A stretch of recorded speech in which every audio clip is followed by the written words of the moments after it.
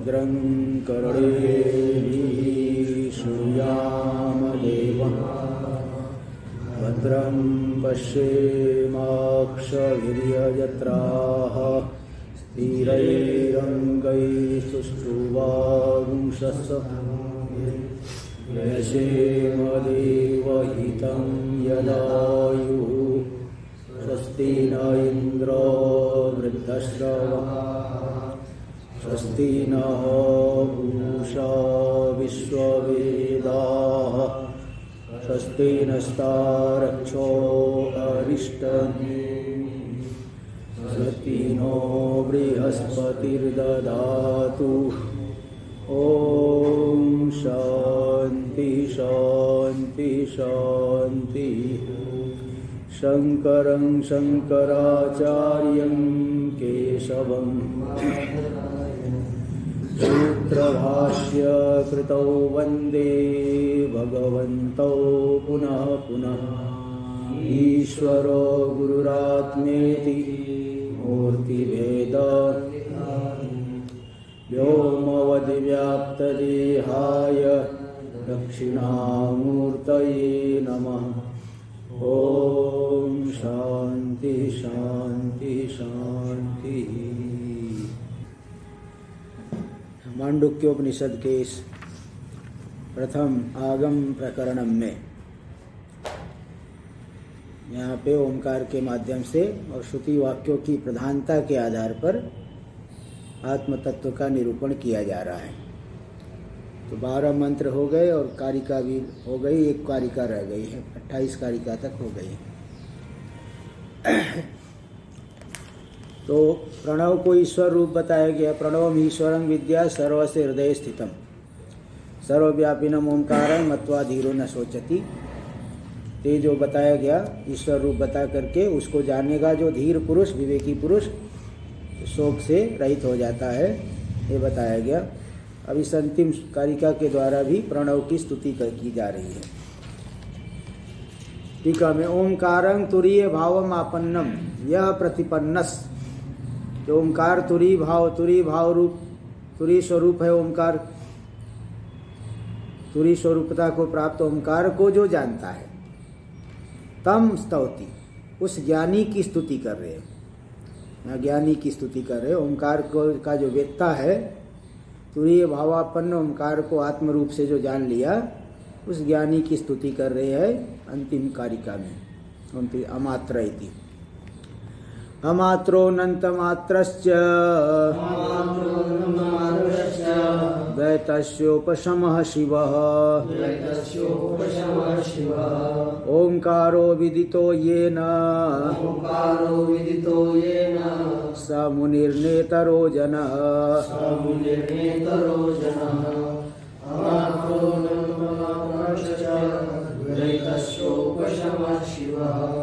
ओंकारो विदितो येन समुनिर्नेतरो जनः। येन अमात्रो अनन्तमात्रश्च द्वैतस्य उपशमः शिवः ओंकारः विदितः स मुनिर न इतरो जनः। जिसके द्वारा ओंकार जान लिया गया,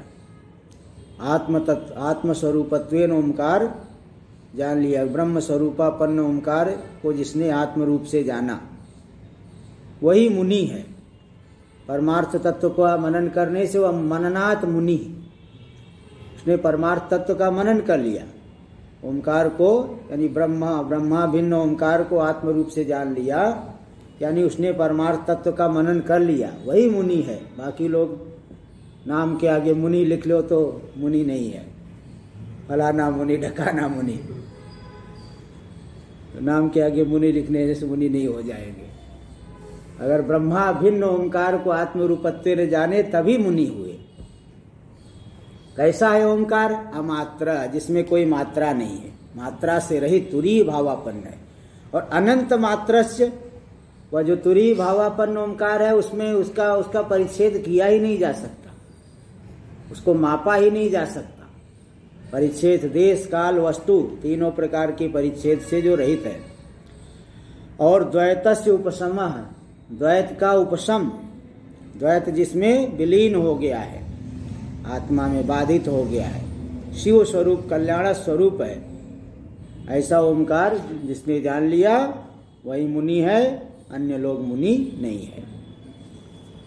देख लीजिए टीका में, यथोक्त प्रणव प्रतिपत्ति विहीनस्तु, यथोक्त जो प्रणव है ब्रह्मा भिन्न ओंकार, उसकी प्रतिपत्ति से जो रहित है, जो उसको नहीं जानता है, वह तो संसारी ही रहेगा। जनन मरण मात्र भागी, वह केवल जनन मरण जन्म मरण का ही भागी बनेगा, न पुरुषार्थ भाग भवत, पुरुषार्थ का भागी वह नहीं होता है।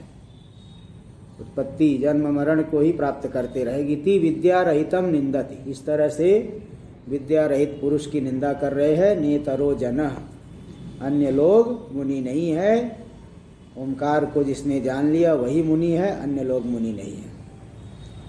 पाद विभागस्य मात्रा विभागस्य च अभावात् ओंकारस्तुरीयो सन अमात्रो भवति। जो ओंकार तुरी रूप हो गया ना, तो उसमें पाद का विभाग और मात्राओं का विभाग नहीं है। न तो विश्व तेजस प्राज्ञ है, न आकार उकार मकार है। इन दोनों का ही अभाव हो जाने से तुरी जो तुरीया भिन्न ओंकार क्या हो गया? अमात्र हो गया, मात्रा से रहित हो गया। इत्या अमात्र इति अमात्र कर दिए भाष्य में। अमात्र तुरीय, वह अमात्र यानी तुरीय ओंकार। ठीक है, ननु कथम अनंता, अच्छा पहले भाष्य में ही आगे देख लीजिए। अमात्र तुरीय ओंकारो, यह तुरीय जो ओंकार है अमात्र है। तो मीयते अनया इति मात्रा परिच्छित्ति, जिसके द्वारा माप लिया जाता है वह मात्रा यानी परिच्छित्ति है, परिच्छेद, सीमित होना। सा अनंता यस्य, वह परिच्छेद अनंत है, अंत से रहित है जिसका परिच्छेद, वह क्या हो गया? सो अनंत मात्रा, अनंत मात्रा वाला, परिच्छेद से रहित मतलब मात्रा से रहित, अनंत मात्रा हो गया। टीका में देखिए, ननु कथम अनंता परिच्छित्ति रोमकार से तुरीय से उच्यते, अंत से रहित परिच्छेद परिच्छित्ति ओंकार तुरी अभावापन्न ओंकार की कैसे बता रहे हो? नहीं तत्र परिच्छित्ति रेव अस्ति, उसमें तो परिच्छेद ही नहीं, अनंत परिच्छेद कैसे कहोगे? जब परिच्छेद ही नहीं तो अनंत परिच्छेद कहां से होगा? इत्याशंका नयतावत्वम इति, ऐसी आशंका को उत्थापन करके कह रहे हैं नयतावत्वम अस्य परिच्छेदुम शक्यते इत्यर्थ। इस तुरी में अभावापन्न ओंकार में परिच्छेद इसका नहीं किया जा, इतना परिच्छिन्न है। ये दूध कितना है? 5 लीटर। टंकी में कितना पानी है? तो बता देते 1000 लीटर यहाँ टंकी में पानी आ जाता है। दूरी कितनी है? 1000 किलोमीटर, 500 किलोमीटर, दूरी नाप लेते हैं। एयर डिस्टेंस आजकल ये भी एक मानते हैं। एक बार केदारनाथ में गया तो मैं कहा भाई गंगोत्री से केदारनाथ आने में 10-12 दिन लग गया। नहीं, एयर डिस्टेंस केवल 50 किलोमीटर है, वहाँ रहने वाले ने बताया। अरे मैंने कहा एयर डिस्टेंस की क्या, जब घूम आना तो घूम के पड़ेगा क्या, ऐसे पहाड़ के ऊपर से जाओगे क्या? एयर डिस्टेंस भले कम हो लेकिन चलना तो 10 दिन पड़ गया। तो परिच्छेद हो गया, उसको कहते परिच्छेद। परिच्छेद मतलब इतना है, 100 किलोमीटर, 500 किलोमीटर, आधा लीटर, 5 किलो, 10 किलो, सीमित जो है। किंतु इस ओंकार का ऐसा परिच्छेद नहीं किया जा सकता। इसी को दे दिए भाष्य में नयतावत्वम अस्य परिच्छेदुम शक्यते इत्यर्थ। इसमें इतना एतावत्व इतना है, ऐसा परिच्छेद नहीं किया जा सकता। टीका में अनर्थात्मक द्वैत संस्पर्शा भावाद अप्रतिबंधेन परमानंदत्वम तस्मिन् आविर्भवति। अनर्थात्मक जो द्वैत है उस द्वैत का संस्पर्श नहीं ओंकार में। अनर्थात्मक द्वैत के संस्पर्श से रहित होने से प्रतिबंध से रहित उसमें परमानंद रूपता आविर्भूत हो जाती है। इत्यभिप्रेत, इसी अभिप्राय से बता रहे हैं सर्वेति सर्वद्वैतोपशमत्वादेव शिव, सर्वद्वैत का उपशम रूप है, इसलिए वह ओंकार शिव स्वरूप है, कल्याण स्वरूप है।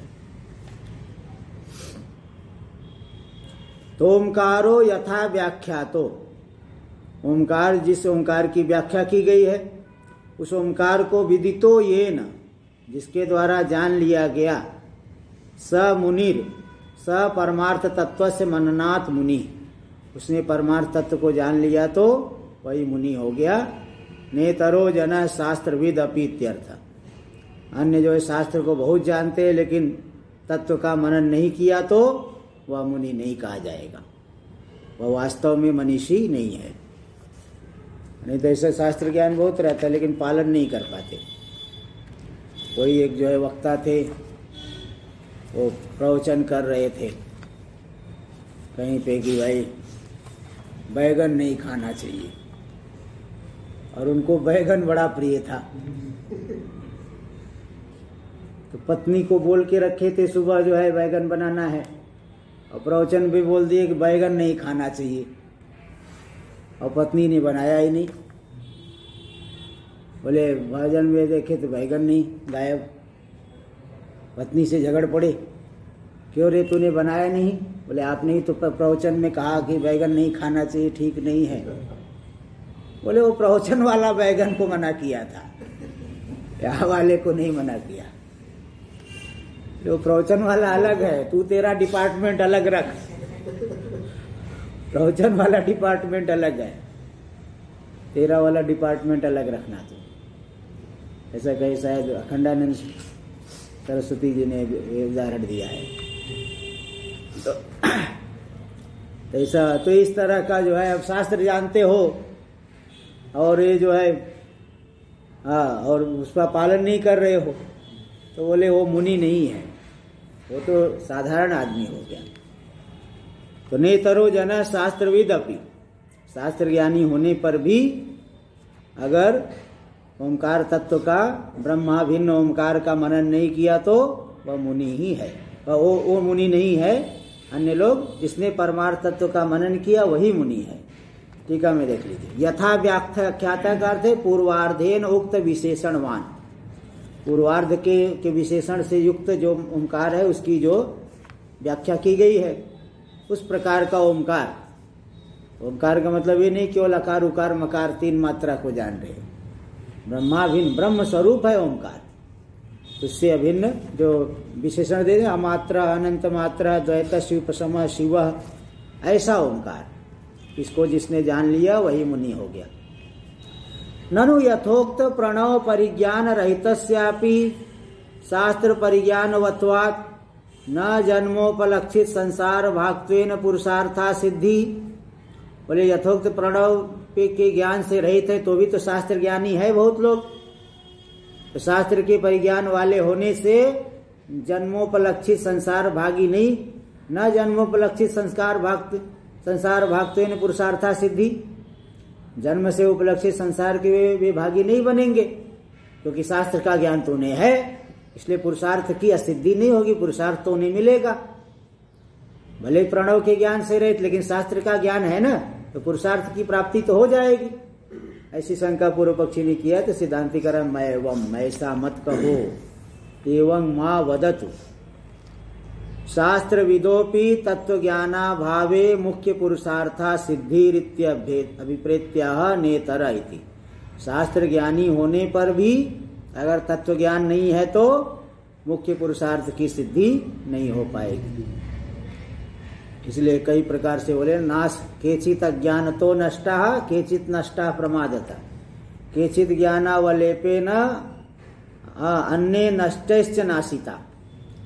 कुछ तो अज्ञान से नष्ट हो रहे हैं और कुछ जान रहे हैं लेकिन प्रमाद कर रहे हैं। जानते तो है, ज्ञान तो है, शास्त्र ज्ञान है, लेकिन लापरवाही प्रमाद है, जीवन में नहीं उतार पा रहे हैं तो वो भी नाश हो गया। और केचित ज्ञानावलेपेन, ज्ञान का अहंकार है, मैं बड़ा ज्ञानी हूं, उससे नाश हो रहा है। और कुछ जो है नष्ट लोगों के साथ का संग कर रहे तो उनके द्वारा नष्ट कर दिए जा रहे। नष्ट लोग है, संसार की तरफ चलने विपरीत चलने वाले हैं, उनका संग कर रहे हैं तो भी नष्ट के द्वारा नष्ट कर दिए जा रहे। जैसे लोगों के साथ रहोगे तो ऐसा जो है हो जाता है। तो इसलिए ये 4 प्रकार से नाश हो जाता है। इसलिए यहाँ बता दिए कि शास्त्र ज्ञानी होने पर भी अगर प्रमाद किया, तत्व ज्ञान नहीं हुआ तो चतुर्थ पुरुषार्थ की सिद्धि नहीं होगी।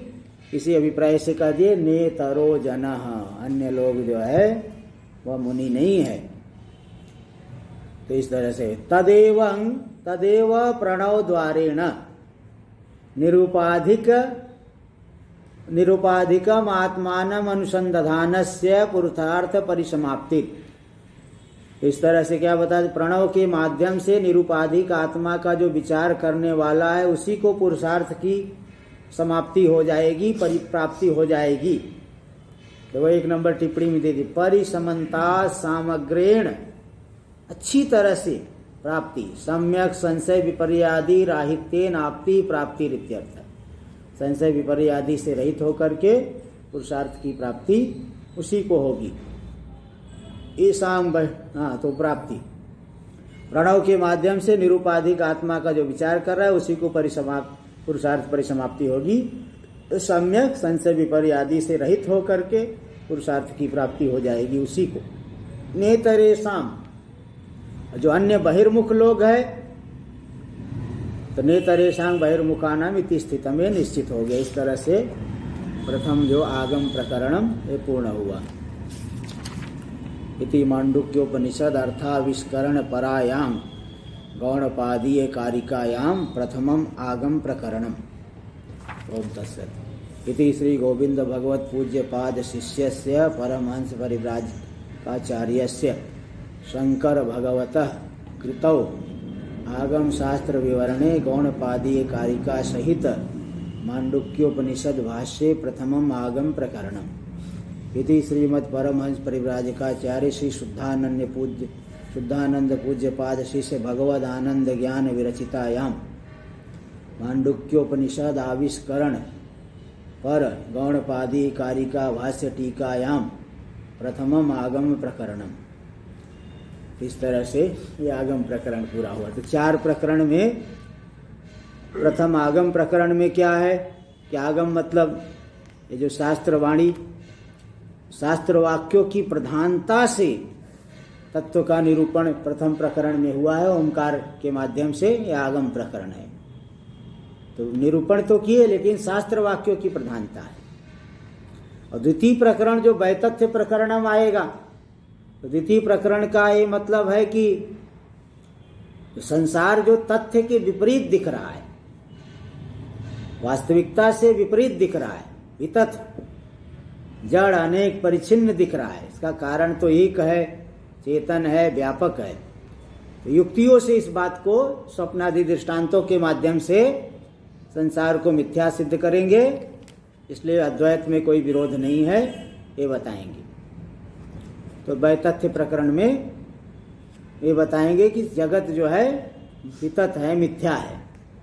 जगत मिथ्यात्व की सिद्धि करके अद्वैत का निरूपण होगा। और तीसरे प्रकरण में ये सिद्ध करेंगे कि अद्वैत वितथ नहीं, अद्वैत वैतथ्य नहीं है। अद्वैत संसार मिथ्या है, अद्वैत मिथ्या नहीं है। ये तृतीय प्रकरण में अद्वैत प्रकरण में दिखाएंगे। तृतीय प्रकरण का नाम है अद्वैत प्रकरणम। और चौथा अलात शांति प्रकरण। तो बताएंगे कि जो है वेदांत के जो विरोधी है उनका आपस में ही परस्पर विरोध है। शुंदोपसुंद न्याय से अपने अपने सिद्धांतों का परस्पर खंडन करके नष्ट हो जाते हैं। इसलिए वेदांत, उनसे वेदांत का कोई विरोध नहीं हो रहा है। स्व सिद्धांत व्यवस्था शिव वासिनो निश्चिता दृढ़ परस्परम विरुद्ध्यन्ते तैरयम न विरुद्ध्यते। स्व सिद्धांत व्यवस्था में वादी परस्पर बहुत दृढ़ है, अपने को अपनी ही बात को मानते हैं, परस्पर एक दूसरे का विरोध करते हैं।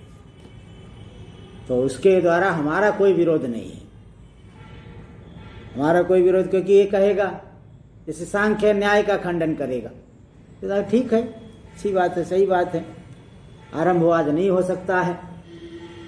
और वो नैयायिक सांख्य का खंडन करेगा कि वो प्रधान का परिणामवाद, ठीक है, बिल्कुल सही कह रहे हो। ये कह रहे आरंभवाद नहीं हो पाएगा, ठीक है भाई, वो कहेगा परिणामवाद नहीं हो पाएगा, बिल्कुल ठीक है। तो परस्पर एक दूसरे का ही विनाश कर देते हैं, और इसलिए वेदांत का इनके साथ कोई विरोध नहीं है, ये बताएंगे। और भी कई राज शांति जो हालात मतलब ऐसे वो दिखाते हैं ना, वो मशाल जला के ऐसे ऐसे घुमाओ तो पूरा गोल दिखता है, लकड़ी जला करके ऐसे घुमाओगे तो पूरा गोल दिखता है।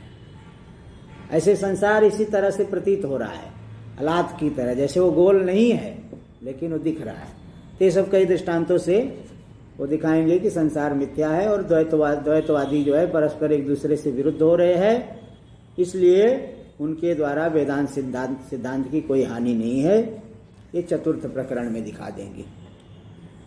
तभी द्वितीय प्रकरण आरंभ किया जाए। ओम शांति शांति शांति। अथ गौणपादीय कारिकायां वैतथ्याख्यम द्वितीयं प्रकरणम्। वैतथ्यम आख्यायस्य प्रकरणस्य तद प्रकरणम वैतथ्याख्यम। वैतथ्य नामक जो द्वितीय प्रकरण है उसका आरंभ किया जा रहा है। टीका में देखिए, टीका में भी बता रहे हैं इस बात को। प्रथम ओम आगम प्राधान्येन अद्वैतं प्रतिपादयता। आगम का भी अर्थ एक नंबर टिप्पणी में दिए, प्रधानतया आगम प्रमाणम उपादाय। प्रधान रूप से आगम प्रमाण को लेकर के अद्वैत का जो प्रतिपादन करने वाले हैं, तो उसके द्वारा तत्प्रत्यनीकस्य द्वैतं मिथ्या द्वैतस्य मिथ्यात्वम अर्थादुक्तम। अद्वैत का जो प्रत्यनीक मतलब विरोधी है, आगम प्राधान्येन अद्वैतं प्रतिपादयता। आगम की प्रधानता से जो अद्वैत का प्रतिपादन कर रहे हैं टीकाकार कारिकाकार, उनके द्वारा क्या बताया गया? तत्प्रत्यनीकस्य, उस अद्वैत का जो प्रत्यनीक यानी विरोधी है, कौन है? द्वैत। द्वैतस्य मिथ्यात्वम अर्थादुक्तम। द्वैत में मिथ्यात्व को अर्थात कह दिया गया, अर्थापत्ति प्रमाण से। देखो 2 नंबर टिप्पणी में दे दी। अर्थात यानी अद्वैत प्रतिपादनान्यथानुपपत्त्या।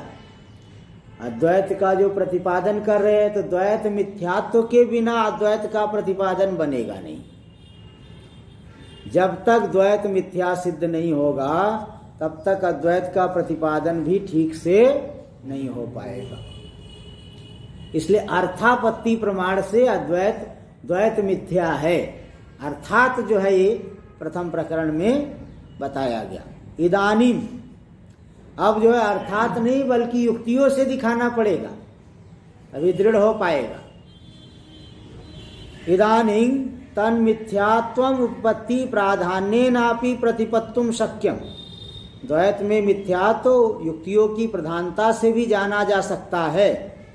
इति दर्शयितुम, इसको दिखाने के लिए, अब इसको दिखाने के लिए प्रकरणांतरम अवतारयन, अन्य प्रकरण का आरंभ करते हुए आदौ दृष्टांत सिद्ध्यर्थम। तो पहले दृष्टांत की सिद्धि के लिए पहले तो दृष्टांत सिद्ध करना पड़ेगा ना। पर्वतो वह्निमान धूमान, व्याप्ति का ग्रहण ही नहीं किए हो, कहाँ देखा भाई?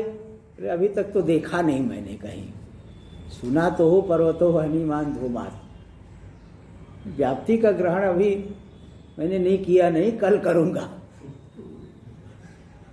तो बोले भाई कल करना है तो कल ही अनुमान करना। फिर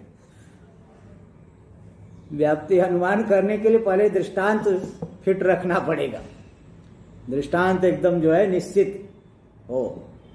इसी तरह से यहाँ भी युक्ति से मिथ्या सिद्ध करने के लिए पहले दृष्टांत तैयार रखना पड़ेगा। स्वप्न दृष्टांत है, मरु मरीचिका, रज्जु सर्प, माया हस्ती, इनको जो मिथ्या मानेगा तभी दृष्टांत दे पाएगा ना। और इनको इन्हीं को सत्य मान रहा है कोई, तो कहां से दृष्टांत दे पाएगा? तो पहले इनको मिथ्या, दृष्टांत को मिथ्या, स्वप्न को मिथ्या पहले सिद्ध कर रहे हैं। कई लोग कहते महाराज स्वप्न तो सत्य होता है, कई स्वप्न तो सत्य होता है, स्वप्न में देखा कुछ, जागृत में घट गया, ऐसे भी कई स्वप्न होता है। तो बोलते स्वप्न तो सत्य है। वह स्वप्न सत्य नहीं है ना। स्वप्न एक सूचक हो गया। जैसे गाड़ी में पीछे की गाड़ी का प्रतिबिंब पड़ रहा है वो साइड मिरर में, बगल वाले कांच में, तो प्रतिबिंब वो पीछे गाड़ी आ रही इसकी सूचना दे रहा है। ये गाड़ी नहीं है जो आईने में दिख रहा, वो गाड़ी नहीं, वो तो उसका प्रतिबिंब है, वो सूचना दे रहा है। तो जो स्वप्न हमने देखा वो तो मिथ्या है, लेकिन उससे सूचित जो हुआ वो सत्य हुआ। स्वप्न सत्य नहीं हुआ, स्वप्न मिथ्या है। तो यहां यही बता रहे कि देखिए, पहले तो दृष्टांत को ठीक रखना पड़ेगा। तो युक्तियों के द्वारा द्वैत को मिथ्या सिद्ध किया जा सकता है।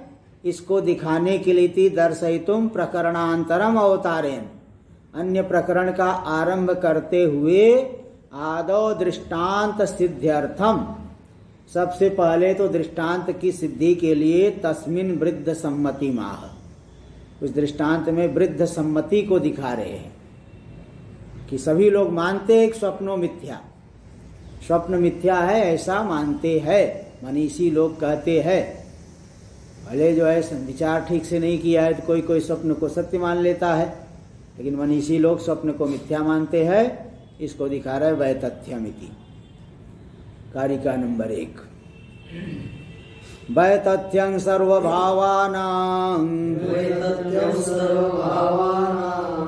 स्वप्न आहुर्मनीषिणः अंतस्थानात्तु भावानां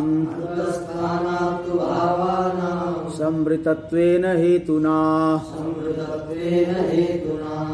वैतथ्यं सर्वभावानां स्वप्नाहुर्मनीषिणः अंतस्थानात्तु भावानां संवृतत्वेन हेतुना। वैतथ्यं सर्वभावानां स्वप्ने मनीषिणः स्वप्ने सर्वभावानां वैतथ्यम आहुर। जो मनीषी लोग है, विद्वान लोग है, जो शास्त्री मनीषा से युक्त, बुद्धि से युक्त है, ऐसे ज्ञानी लोग स्वप्न में सभी पदार्थों को मिथ्या कहते हैं। तथा यानी सत्यम विगता तथा यस्मात् सवितथः, जिससे सत्यता निकल गई हो, वह वितथ हो गया। तस्य भाव वैतथ्यम यानी मिथ्यात्वम, वितथ यानी मिथ्या और वैतथ्यम यानी मिथ्यात्वम। तो मनीषिणः स्वप्ने सर्वभावानां वैतथ्यम आहुर, मनीषी लोग स्वप्न में सभी पदार्थों में मिथ्यात्व को कहते हैं। कारण क्या है? भावानाम अंतस्थानात् समृतत्वेन हेतुना, जो पदार्थ अंत भीतर स्थित है तो समृतत्वेन हेतुना, समृतत्व संकुचित हेतु के द्वारा, थोड़े से स्थान में इतना बड़ा कैसे दिख रहा है। स्वप्न में हमने नदी को देखा, पर्वत को देखा, किसी नगर को देखा, तो नाड़ी में इतना बड़ा नगर कहां से आएगा, पर्वत कहां से आ जाएगा, नदी हस्ती आदि कहां से आएंगे नाड़ी के भीतर। फिर कहेंगे नहीं नहीं बाहर जा करके देखा था, तो अगले श्लोक में अगली कारिका में बता देंगे बाहर जा करके तो नहीं देखा है, क्योंकि कुंडी लगा करके दरवाजा बंद करके सोया हुआ है। और कोई समझ लीजिए यहाँ से सोया और सोमनाथ जा करके देख रहा है स्वप्न मैं सोमनाथ में दर्शन कर रहा हूँ। अब सोमनाथ जाने के लिए टिकट बुक कराना पड़ेगा, या अपनी गाड़ी से जाओगे या हवाई जहाज से भी जाओ तो भी जो है पूरा दिन लग जाएगा। अपनी वाहन से गया तो कहाँ रुका था बीच में, नाश्ता कहाँ किया, पेट्रोल कहाँ भराया, ये सब बताना पड़ेगा। नहीं बता पाएगा मैंने कहाँ पेट्रोल भराया, कहाँ नाश्ता किया, कब पहुंचा। इसलिए अंदर ही देख रहा है, नाड़ी के भीतर।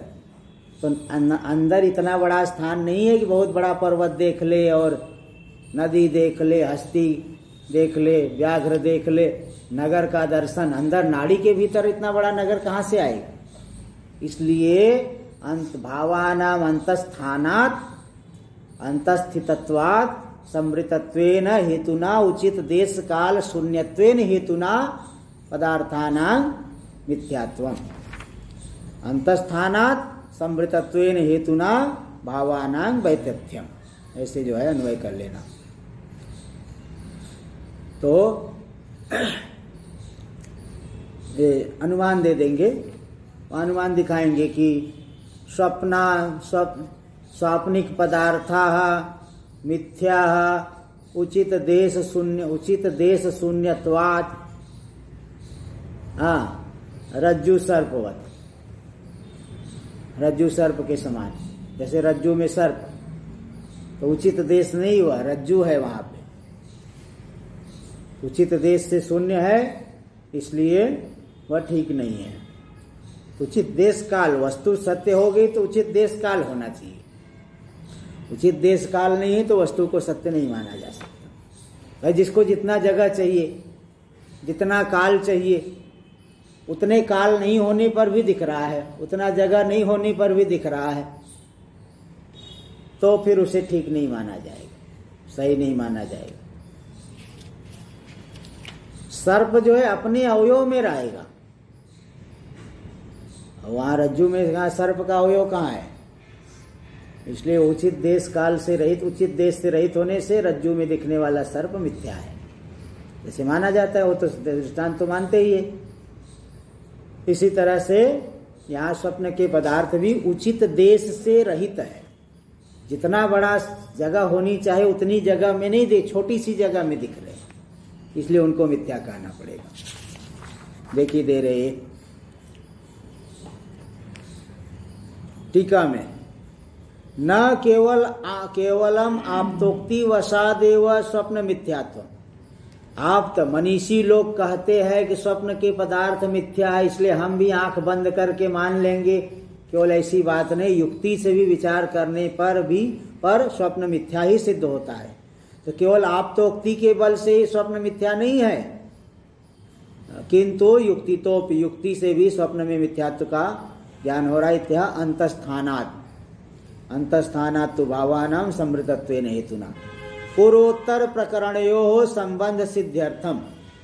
पूर्व और उत्तर के प्रकरण में संबंध की सिद्धि के लिए पूर्व प्रकरणे वृत्तम संक्षिप्य अनुवदत। पूर्व प्रकरण में जो घटित हुआ है उसका संक्षेप करके अनुवाद कर रहे हैं। ज्ञाते इति ज्ञाते द्वैतं न ओम ज्ञाते द्वैतं न विद्यते इति उक्तम। 18 नंबर कारिका में प्रथम प्रकरण में बताया गया था, ज्ञाता उपदेशादयं वादो ज्ञाते द्वैतम न विद्यते। गुरु शिष्य ये जो त्रिपुटी है उपदेश के लिए है, शिष्यों का अद्वैत में बुद्धि आरंभ करने के लिए है। ज्ञात तत्व ज्ञात हो जाने पर कोई द्वैत विद्यमान नहीं होता है। अविकल्पो विनिवर्तेत कल्पितो यदि केनचित् उपदेशादयं वादो ज्ञाते द्वैतम न विद्यते, ऐसा वहां कहा गया। तो यह करे ज्ञाते द्वैतम न विद्यते इति उक्तम। एकमेवा द्वितीयम इत्यादि श्रुतिभ्य, एकमेवा द्वितीयम इत्यादि श्रुतियों से ही मालूम पड़ता है कि द्वैत का ज्ञान होने पर, तत्व का ज्ञान होने पर द्वैत विद्यमान नहीं होता। तत्वे ज्ञाते द्वैतम न विद्यते, तत्व का ज्ञान होने पर द्वैत विद्यमान नहीं रहता।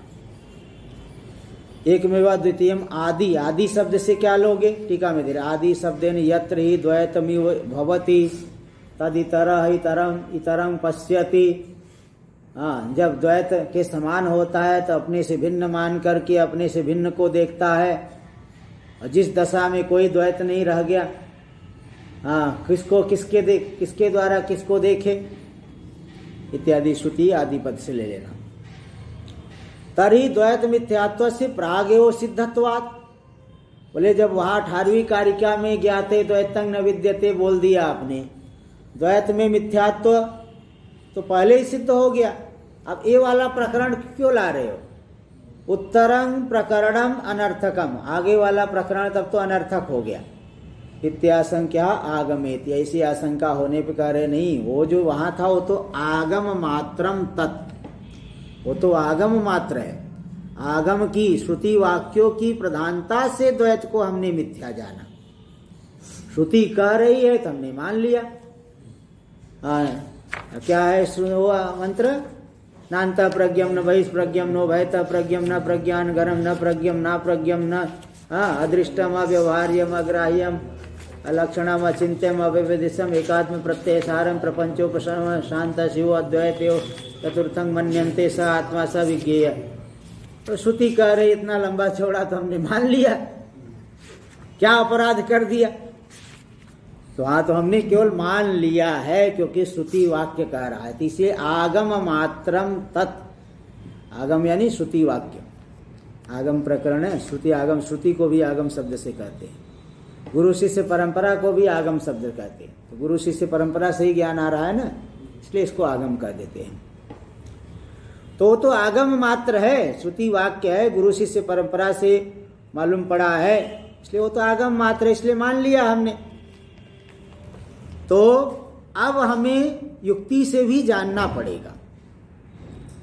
टीका में देखिए, यद द्वैत मिथ्यात्वं पूर्वम उक्तम, द्वैत में मिथ्यात्व को जो पहले बताया गया तद आगम मात्रम, वो आगम मात्र ही है, यानी आगम प्राधान्येन अधिकतम, श्रुति वाक्यों की प्रधानता से वह जाना गया। न युक्तितः सिद्धम, युक्तियों से उसकी सिद्धि, द्वैत मिथ्यात्व की सिद्धि नहीं हुई है। तस्मिन् आगमतो अवगते, आगम प्रमाण से अवगत वह जो द्वैत मिथ्यात्व है, युक्ति प्राधान्येनापि तन मिथ्यात्वम अवगंतव्यम, उसी में ही युक्ति की प्रधानता से भी उस मिथ्यात्व को जान लेना चाहिए। इति प्रकरणांतरम प्रारब्धम, इसलिए अन्य प्रकरण का आरंभ किया गया है, इसलिए अन्य प्रकरण का यहाँ आरंभ कर दिया गया इत्यर्थ। प्रमाणानुग्राहकत्वात् विततस्य, अच्छा हाँ ठीक है, प्रमाणानुग्राहकत्वात्, प्रमाण का अनुग्राहक है ना वो युक्ति, क्योंकि देखिए अब यहाँ पूछेंगे युक्ति से निर्धारण करना है, तो पहले युक्ति से निर्धारण कर लेते, बाद में आगम प्रमाण लाते। तो बोले नहीं, पहले युक्ति क्यों नहीं दिखाया, बता रहे, पहले आगम प्रमाण क्यों लाए, किसको दिखा रहे?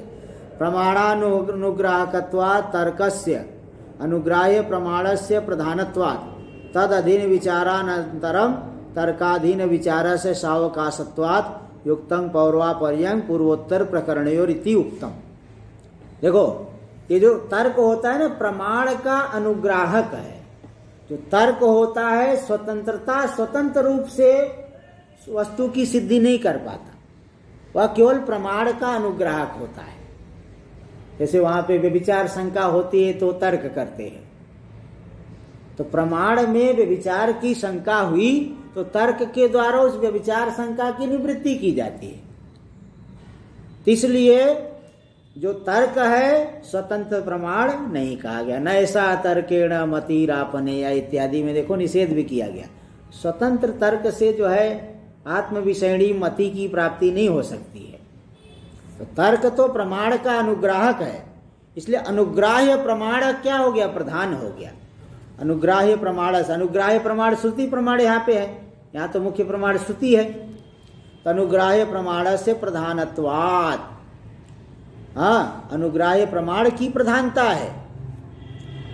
तद अधीन विचारानंतरम, इसलिए प्रमाण यानी श्रुति वाक्य के अधीन विचार इसलिए पहले किया गया, उसके विचार के अनंतर अब अनुग्राहक तर्क अब आएगा।